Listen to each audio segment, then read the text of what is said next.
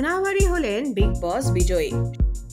শেষ পর্যন্ত লড়েও বিজয়ীর হাসি আসতে পারলেন না অঙ্কিতা ভিকি। দাম্পত্য কলহ কিংবা সুশান্ত সিং রাজপুতের ইমোশনাল কার্ড, কোনোটাই শেষ অবধি দর্শকের মন গলাতে পারল না। আর তাই বিগ বসের বাড়ি থেকে বেরোনোর সময় হাসি উধাও।